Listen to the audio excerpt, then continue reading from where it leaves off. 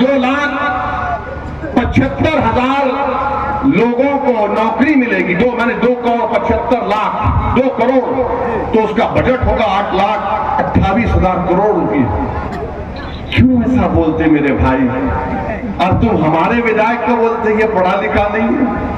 ये सबसे काबिल आदमी है, ये सबसे ईमानदार आदमी है। ये जिस पार्टी में रहा उसका वफादार बनकर रहा। और हमने इनका नाम कब ऐलान किया? चुनाव से पहले नहीं, 4 महीने पहले अप्रैल में आकर किया था बहादुरगंज में कि तौसीफ आलम मजलिस का उम्मीदवार होगा। मेरे अजीज दोस्तों भी समझे, मान लिया, वरना बोलेंगे ओवैसी तेरा क्या। ठीक है, चलो, एक आदमी को तो कम से कम 25,000 देना पड़ेगा तनख्वाह, 25,000 देना पड़ेगा ना। अब 25,000 का अगर आप लगा लिए 2,75,00,000 तो करीब 8,28,000 करोड़ रुपए होंगे। कितना होगा? 8,28,000 करोड़ रुपए। और बिहार का कुल बजट कितना है? 2 लाख करोड़,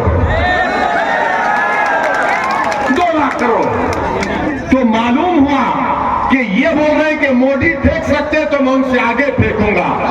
याद रखो तेजस्वी, सीमांचल की जनता बड़ी बाशऊर है, इतनी भोली भाली नहीं है।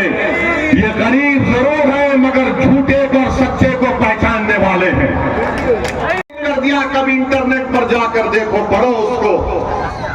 सुप्रीम कोर्ट को हम गए हमारे नाम से, आज भी हमारी लड़ाई जारी है।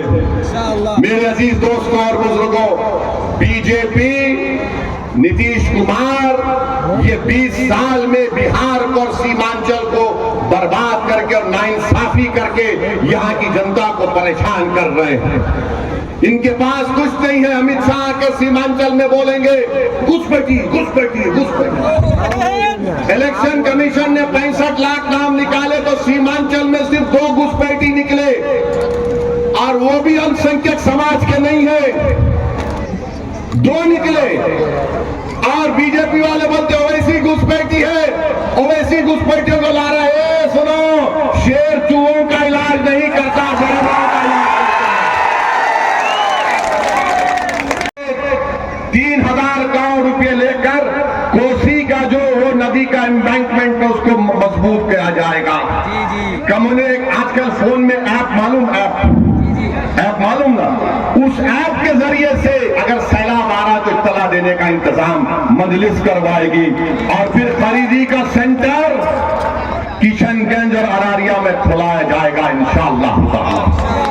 ये छोटा प्लान है हमारा सीमांचल का। अब आ जाइए किशनगंज का, वरना प्रोफेसर साहब बोलेंगे ये बहादुरगंज के बारे में नहीं बताया। ये प्रोफेसर साहब ये तो बताओ कि तुम तो यार जहां बोलो तुम प्लेटफॉर्म पे उतर जाते हो। कभी तुम एनसीपी में थे, उतरे, जेडीयू में चले गए, जेडीयू छोड़े तो जन अधिकार से निकले जन स्वराज, अब आप कांग्रेस में आ गए। वाह, पार करना बड़ा दुश्वार हो चुका है तौसीफ भाई। हमारे तालीमी तिजारती सरगर्मियों का आगाज हो जाएगा। और तीसरी बात यह है कि बहादुरगंज, तेराघाट में, मक्यारी घाट, सोया घाट में ये पुल का तुम बोल दिए।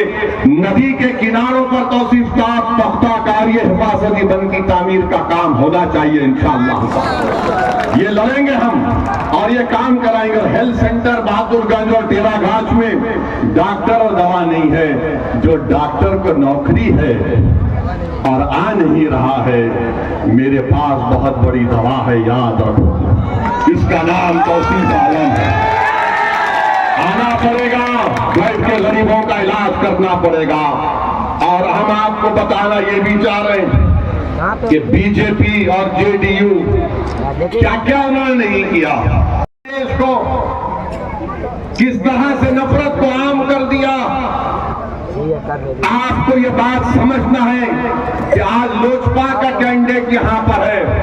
बताओ, वक्फ का कानून इन्होंने बना दिया, और ऐसा वक्फ का कानून बनाया कि मस्जिद, दरगाह, खानका, कब्रिस्तान सबको भाजपा और जेडीयू छीन सकता। उस पार्लियामेंट में अगर कोई खड़े होकर मोदी की आंख में आंख डालकर कहा कि मोदी ये कानून के जरिए तो हमारी मस्जिद दरगाह और खानकाह को छीनना चाहते हैं।